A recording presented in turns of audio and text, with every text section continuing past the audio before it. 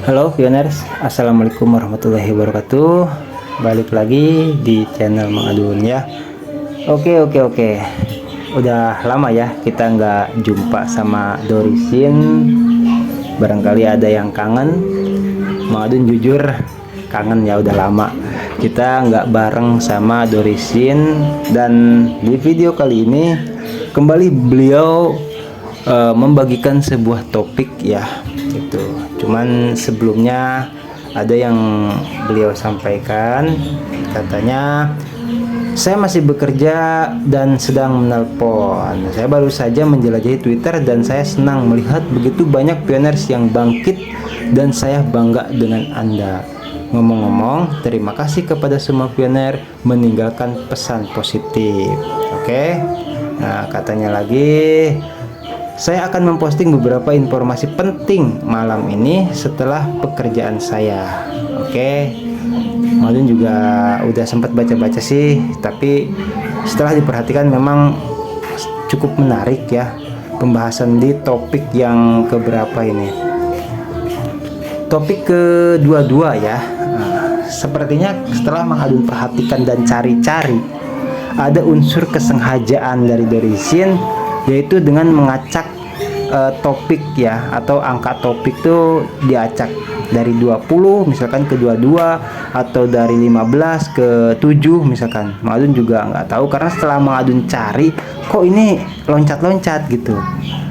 Mungkin ya, ini mungkin ya menurut asumsi Mang Adun aja, karena kalau misalkan berurut ya, khawatirnya itu ada unsur kebosanan dari pioners seperti itu. Tapi kalau misalkan dengan loncat-loncat seperti ini, maka pioner itu akan memiliki daya tarik untuk menyimak dan membacanya ya gitu. Loh, ini topik 22, nah, ya kan isinya apa? Nah, itu kayaknya kemarin topik 20, terus topik 21-nya mana? Kan gitu ya. Nah, ketika muncul misalkan besok-besok topik 21, ya itu yang ditunggu gitu kan, karena kita sudah loncat beberapa topik yang lainnya gitu. Oke, di sini kita bisa baca sama-sama ya, sambil ngopi saja. Katanya Dorisin, topik 22, bisakah kita sukses membuka mainnet di tahun 2024? Oke, Mang Adun di sini nggak mau banyak pembahasan, hanya sekedar ingin menyampaikan atau tidak secara langsung mewakili lah ya dari Dorisin, supaya artikel ini bisa sampai kepada semua pioners dimanapun berada, seperti itu ya. Ya, kalau misalkan ada yang perlu dibahas ya kenapa tidak, kan gitu. Oke, katanya Dorisin, saya tahu bahwa topik diskusi utama di antara para pioners Pi Network adalah peluncuran Open Mainnet. Sudah hampir 5 tahun sejak tanggal 14 Maret 2019, dan selama ini saya sedih mendengar beberapa pioners meninggal dunia sebelum mereka dapat menyaksikan peluncurannya. Beberapa pioners dengan cemas menunggu KYC tetapi tidak menerimanya sebelum meninggal dunia.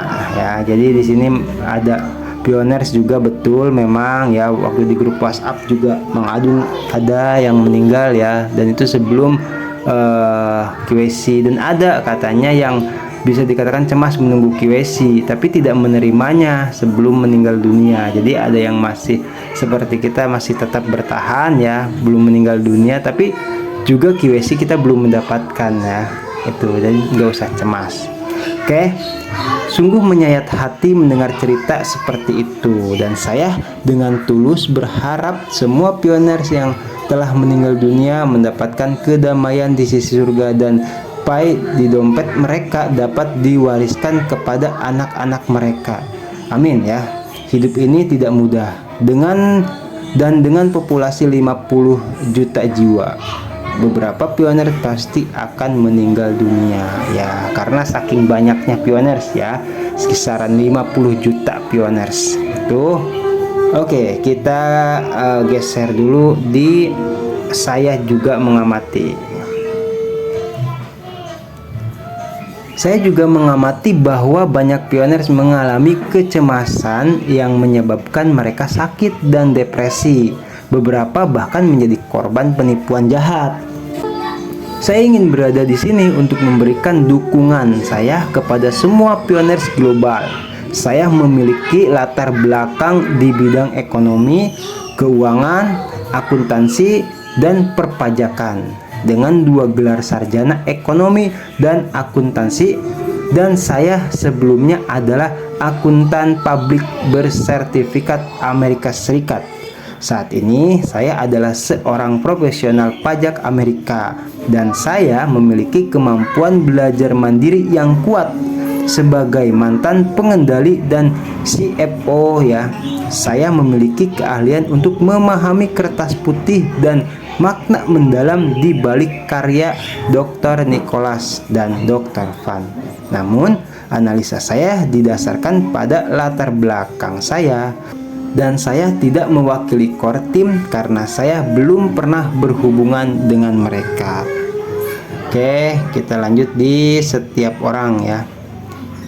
Setiap orang mempunyai pemahaman yang berbeda terhadap suatu proyek, namun hanya satu yang benar. Hal ini juga berlaku untuk jalur sukses Pi Network. Saat kami memahami secara mendalam buku putih Pi Network, kami memahami semangat Pi. Memiliki misi dan visi yang sama dengan Pi Network memberikan kami keyakinan yang kuat dan tidak pernah bersikap pengecut. Kami memahami bahwa jalan menuju kesuksesan itu sulit, namun kami tidak akan pernah menyerah karena Pi Network adalah berlian. Kami beruntung bisa bertemu Pi Network dan berjalan bersama selama hampir 5 tahun. Kami sangat bersyukur Dr. Nicholas dan Dr. Van memimpin kami. Oke, kita geser lagi. Kebanyakan pioner memiliki pandangan berbeda mengenai KYC dan proses migrasi. Meskipun tampaknya macet, saya merasa yakin karena saya tahu bahwa core team dapat dipercaya dan bertekad untuk sukses. Mereka melihat kondisi tersebut tidak terpenuhi sehingga mereka harus melindungi proyek tersebut. Hal ini juga mencerminkan dukungan finansial yang kuat. Semua pioner perlu memahami bahwa keterlambatan open mainnet bukan disebabkan oleh core team. Itu karena pionernya sendiri. Saya ingin mengklarifikasi bahwa ini bukan karena pioner tidak melengkapi daftar periksa mainnet. Saya yakin banyak pioner memeriksanya setiap hari untuk memastikan semuanya beres. Namun masalahnya KYC dan migrasi tidak terjadi karena tidak dirilis. Ingatkah Anda saat core team mengumumkan KYC massal tahun lalu? Apakah itu benar-benar terjadi? Sebenarnya tidak. Mengapa? Oh, di sini ada istilah KYC massal yang tahun lalu. Dorisin mengatakan apakah itu benar-benar terjadi? Dan beliau menjawab sebenarnya tidak, katanya ya. Makanya juga baru tahu nih, jujur ya, karena kan gembar-gembornya tahun kemarin tuh ada KYC massal. Cuman ya itu yang memang bikin ada sedikit penasaran ya. KYC massal memang ada ya, beberapa pioner yang bisa dikatakan mendapatkan KYC pada saat itu dengan cepat ya kan, karena mungkin sugesti mereka saat itu sedang KYC massal gitu kan. Nah, tapi ada yang disampaikan sama Dorisin, katanya apakah itu benar-benar terjadi? Sebenarnya tidak. Nah, berarti belum KYC massal, artinya seperti itu ya, gitu. Nah, terus sebenarnya tidak, mengapa? Kata Dorisin ya. Jadi kenapa gitu belum KYC massal? Intinya seperti itu. Itu karena pioner menjual dan membeli. Core team dapat melihat bahwa catatan blockchain menunjukkan bahwa rata-rata harga Pi sebenarnya adalah sekitar 10 sen. Bisakah mereka mempertahankan KYC dan migrasi mereka dalam situasi berbahaya ini? Dari sudut pandang saya, jika mereka masih melakukan KYC dan migrasi massal, Pi akan gagal dan tidak memiliki peluang untuk menjadi mata uang lagi. Oleh karena itu, mereka berhenti dan menyelamatkan Pi dari kegagalan. Mereka tidak bisa memberitahu kami bahwa ini karena harga adalah tugas pioner. dan mereka tidak bisa berkata apa-apa. Mereka hanya bisa menunggu pioner untuk menghargai Pai. Jadi kenapa waktu tahun kemarin itu tidak KYC massal ya? Ternyata ini ada di masalah harga yang berbeda, bahkan sangat jauh perbedaannya jika dibandingkan dengan Global Consensus Value ya, itu atau GCP seperti itu ya, itu. Nah makanya core team berpikir lebih baik untuk menyelamatkan proyek yang sudah terlanjur berjalan ya selama bertahun-tahun seperti itu. Oke, kita lanjut di kebanyakan pioner tersesat ya. Itu kebanyakan pioner tersesat dan tidak mengetahui alasan sebenarnya. Ya betul, sehingga mereka mengeluh dan kehilangan kepercayaan pada core team. Itu sebabnya saya pikir saya harus berdiri untuk memberikan analisis saya, dan saya yakin analisis saya masuk akal karena semua proyek harus fokus pada misinya. Mereka harus melindunginya ketika melihat proyek berjalan ke arah yang salah. Banyak pioner yang sangat ingin menerima berita menarik, namun saya yakin satu-satunya berita yang penting bagi Open Mainnet berasal dari pioner. Pasalnya, core team sudah sangat memperhatikan kondisi satu dan hampir menyelesaikannya, sehingga hanya menyisakan 2 kondisi yang harus diselesaikan oleh pioners. Ya, ini maksudnya syarat kemarin itu ya persiapan Open Mainnet di langkah yang kesatunya yaitu core team sampai Dorisin bisa dikatakan menyampaikan langsung kepada kita itu core team sudah sangat memperhatikan kondisi satu dan hampir menyelesaikannya. Kondisi satu apa, Mang? Gitu kan?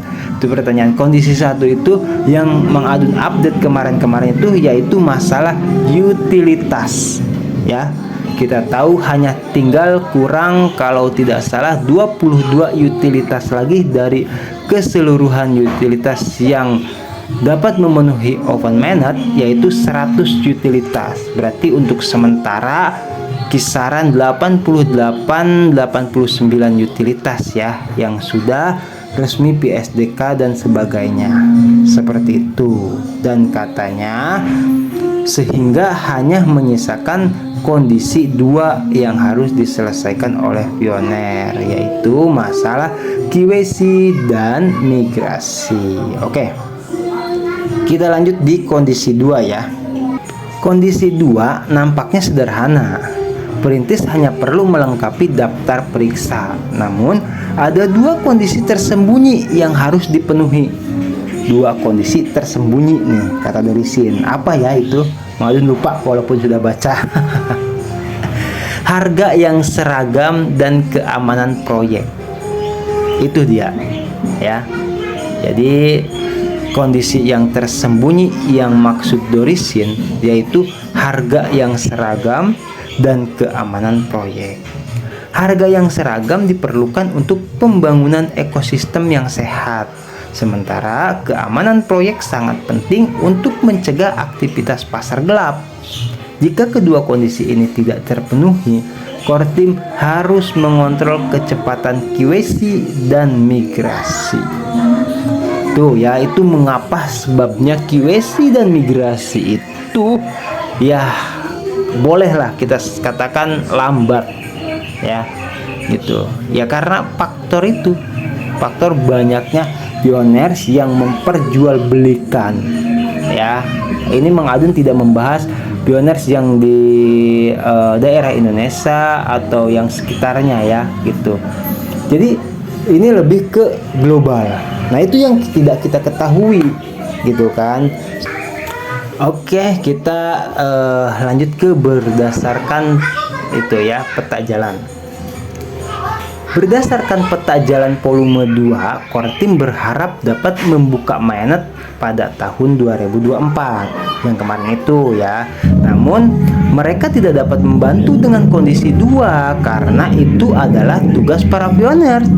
Namun mereka mengamati bahwa GCP $314159 telah diadopsi secara offline.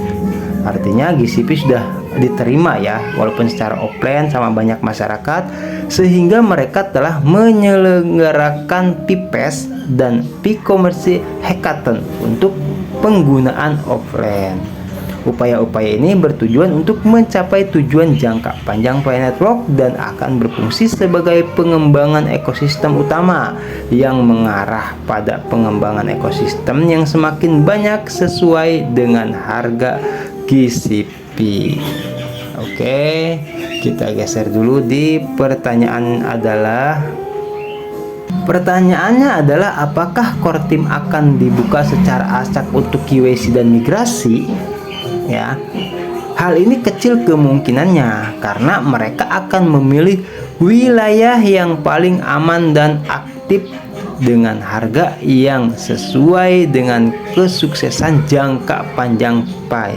Hal ini akan memperkenalkan mekanisme kompetitif antara negara dan wilayah sehingga memungkinkan open mainnet untuk berkembang dengan cepat.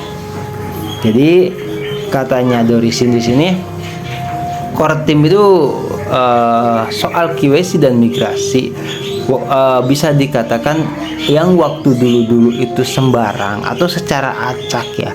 Setelah mengetahui banyaknya pioners yang bisa dikatakan tidak mengikuti anjuran Kortim itu, akhirnya itu dikatakan hal ini kecil kemungkinannya gitu. Jadi Kortim itu di sini karena mereka akan memilih wilayah paling aman dan aktif dengan harga yang sesuai dengan kesuksesan jangka panjang Pi atau GCP ya, dalam artian hanya negara-negara yang patuh kepada Kortim yang akan mengalami open mainnet gitu loh. Nah, ini juga sempat mengadun set informasinya, cuman belum sempat mengadun publikasikan ya, atau belum sempat mengadun upload. Ternyata betul mungkin ya, ada istilah open mainnet tapi hanya di beberapa negara saja. Mengadun sempat mikir apa ini tidak seperti fenomena 25 Desember tahun lalu yang bisa dikatakan penduduk China waktu itu seolah-olah open mainnet ya gitu, tapi kan padahalnya bukan. Nah, di sini diungkap lagi sama Dorisin yang katanya itu tidak bisa membuka jaringan utama ke seluruh dunia atau global ya, karena Kortim lebih melihat ke aktif atau tidaknya pioners di situ, komunitas, dan masalah pelanggaran yaitu tentang penjualan koin Pi itu tidak bisa ditolerir ya. Akhirnya kalau misalkan di suatu negara itu banyak pelanggaran yang dilakukan pioner, Kortim tidak akan membuka mainnet di negara tersebut. Seperti itu ya. Terus kita lanjut, saat ini Epimol Filipina akan menjadi platform untuk membuat GCP sebesar $314159. Penting untuk diingat bahwa semua bisnis memiliki aturannya sendiri yang berpusat pada keuntungan. Ekosistem Pi beroperasi dengan prinsip yang sama. Oleh karena itu, saya sarankan memulai dengan barang kecil yang dapat dibeli dengan pembayaran Pi penuh. Hal ini akan menciptakan pengaruh GCP dan pioner offline dapat menghasilkan data GCP. Oke, kita geser dulu di langkah selanjutnya ya. Itu di bagian paling atas ya. Langkah selanjutnya adalah memperkenalkan mekanisme insentif yang memungkinkan pedagang menerima sebagian pertukaran fiat dan bersedia bergabung. Karena Pi masih dalam mainnet tertutup ya, hanya komunitas di dalamnya yang dapat menerimanya sebagai pembayaran. Mereka masih harus membayar semua biaya dan pengeluaran dengan fiat. Oleh karena itu, Kami membuat data GCP sekaligus memungkinkan mereka memberikan kompensasi kepada fiat mereka demi berkelanjutan. Jika tidak, ekosistem akan mati selama mainnet tertutup. Ya, seperti itu ya. Terus kita geser di ketika kita. Ketika kita menarik lebih banyak pedagang yang menjual produk bernilai menengah dan tinggi, lebih banyak lagi yang bersedia menerima Pi sebagai pembayaran. Hal ini akan membuat Pi lebih mudah diakses dan terjangkau oleh para pioner kami yang dapat membeli produk berkualitas menengah dan tinggi dengan harga yang jauh lebih rendah melalui fiat. Hasilnya, kami dapat menghasilkan data GCP dalam jumlah besar. Oke, kita geser lagi. Meskipun ini adalah tindakan sementara setelah open mainnet, 10 juta perintis dapat menggunakan Pi sebagai pembayaran 100%. Membangun sistem pembayaran yang sukses memerlukan waktu dan upaya, sehingga kita dapat menggunakan Pi sebagai pembayaran moneter parsial dengan GCP. Semakin banyak pioners yang mendukung GCP, pedagang akan semakin percaya diri dalam menerima Pi sebagai pembayaran moneter penuh. Roma tidak dibangun dalam sehari. Oleh karena itu, kita harus bekerja sama untuk mencapai tujuan GCP Open Mainnet. Oke, kita lanjut di FB Mall adalah ekosistem. FB Mall adalah ekosistem online yang telah menarik pioner dan pedagang dari lebih dari 50 negara. Kami juga memiliki banyak barter offline untuk membuat GCP setiap hari. Ketika kita mulai lebih sering menggunakan Pi sebagai pembayaran, hal ini akan mendorong lebih banyak pioner untuk berhenti menjual. Hal ini membutuhkan pendidikan dan upaya dari semua orang. Harap diingat, FBMall dulunya memiliki banyak produk dengan harga konsensus rendah. Namun, barang-barang tersebut akan segera dihapus dan mulai 12 Februari ya sampai 12 Maret ya, barang-barang kecil akan ditukar dengan produk seharga $3 sampai $10. Ini seperti ujian dan memperbaiki masalah. Kemudian mulailah produk bernilai menengah. Oke, kita geser dulu. Saya sangat yakin dengan Pi Network Open Mainnet pada tahun 2024 karena saya melihat semakin banyak pioner yang menyadari tanggung jawab mereka, dan baru-baru ini saya dapat melihat hampir semua postingan mendukung GCP. Sungguh menakjubkan. Terima kasih banyak atas kerja keras para pemimpin komunitas, pedagang, dan pioner di banyak negara. Hanya kita yang bisa mendorong Open Mainnet lebih cepat. Kita telah menyanyiakan lebih dari 1 tahun. Namun, jika kita bekerja keras, kita dapat membantu banyak pioner mewujudkan impian mereka dan menikmati kebebasan finansial dengan cepat. Tidak ada alasan untuk mengeluh kepada siapapun. Itu tidak ada gunanya. Itu membawa nasib buruk. Kita harus melakukannya sendiri sekarang, karena yang kita harapkan itu dari tangan kita sendiri. Oke, kita lanjut di bagaimana kami dapat membantu prosesnya. Itu betul memang. Pertanyaannya barangkali ada solusi yang selama ini kita pertanyakan. Nah, di sini Dorisin berdiri di sini, barangkali ada jawaban yang terjawab ya. Itu atau ada pertanyaan yang terjawab. Bagaimana kami dapat membantu prosesnya? 1. Repost semua artikel video dan berita GCP bagus lainnya di mana saja. 2. Lebih aktif mengatur barter lokal atau bergabung dalam FB Mall, atau di masa depan barter Pi Commerce Hackathon. Carilah pekerjaan sementara jika Anda tidak mempunyai pekerjaan untuk menghidupi diri Anda sendiri selama 3-6 bulan. Jangan jual Pi Anda. Mohon jangan membeli Pi atau menggunakan harga konsensus yang rendah untuk ekosistem ya. Yang keempat itu. Oke, kita geser lagi jika ya. Jika setiap orang dapat berbuat sedikit hal ini akan membantu wilayah Anda mendapatkan lebih banyak QSC dan migrasi. Nah, ini lagi-lagi ya masalah ya bisa dikatakan kopdar lah kalau di istilahnya di kita, kumpulan atau komunitas ya gitu, atau ada event atau ada apa lagi gitu di situ. Di sini Dorisin memperjelas ya, jika setiap orang dapat berbuat sedikit hal ini akan membantu wilayah Anda mendapatkan lebih banyak QSC dan migrasi. Jadi ya Mang Adun sendiri juga begitu sih ya, nggak banyak yang bisa Mang Adun lakukan gitu. Padahal kalau misalkan ada istilah kopdar nih di kita ya, itu jangan tolong terlalu menggembar-gemborkan masalah open mainnet. Yang pertama, jangan memperdaya bisa dikatakan pioner yang awam misalkan dengan iming-iming hadiah atau door prize, tapi ujung-ujungnya bisa diambil, dibarter dengan CoinPay hanya ketika atau setelah open mainnet. Kasihan ya gitu loh. Itu Mang Adun cerita seperti itu karena ada kejadiannya gitu. Oke, kita lanjut lagi ya, karena itu Mang Adun bahas karena memang penting ya. Kami tidak memerlukan semua QSC dan migrasi ke open mainnet. Maksudnya semua pioners nggak harus QSC dan migrasi ya ke open mainnet tuh. Selama kami memiliki 10 juta pioners atau kurang yang berkualitas baik, kami memiliki ekosistem yang kuat dan open mainnet dapat berhasil.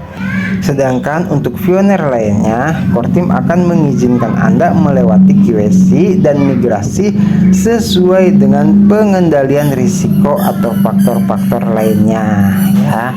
Jadi pioner tuh banyak yang akan tetap ya QSC gitu dan migrasi katanya sesuai dengan pengendalian risiko atau faktor lainnya. Analisis saya di atas tidak menyebutkan kondisi 3 karena ini merupakan penafian dalam kondisi yang tidak terkendali. Kita tidak perlu terlalu peduli akan hal itu. Jika kita tetap berpikiran damai dan berdoa untuk jaringan Pi kita akan memperoleh energi universal untuk membuat segalanya berjalan dengan baik. Terus kita lanjut di mari bekerja keras ya. Mari bekerja keras dalam pendidikan, promosi GCP dan menghasilkan lebih banyak data GCP. Saya yakin tahun 2024 akan sangat sukses. Amin ya, amin amin amin. Betul, karena ya kalau kita ingat-ingat kan tahun 2024 tuh masih jauh ya gitu. Karena dari sini kan analisisnya melihat perkembangan Planet Rock yang terjadi sekarang ini. Tuh seperti itu ya. Oke, videonya sudah selesai semua. Mudah-mudahan bisa dipahami ya. Mohon maaf Mang Adun kalau ada salah kata, salah bahas atau apapun itu tolong diluruskan ya. Karena sama Mang Adun juga manusia biasa. Oke. Thank you buat semuanya ya yang udah like, comment, subscribe itu, dan pioners dimanapun berada tetap sehat selalu, lancar rezeki dan diberkahi dalam setiap urusannya, amin. Core team juga ya, sama kita doakan yang terbaik untuk core team, sehat selalu dan lancar rezeki, diberkahi dalam setiap urusannya. Oke. Mang Adun pamit undur diri dulu ya. Nanti kita akan lanjut lagi, gaskan lagi di informasi Planet Rock yang akan datang. Oke. Wassalamualaikum warahmatullahi wabarakatuh. Bye bye.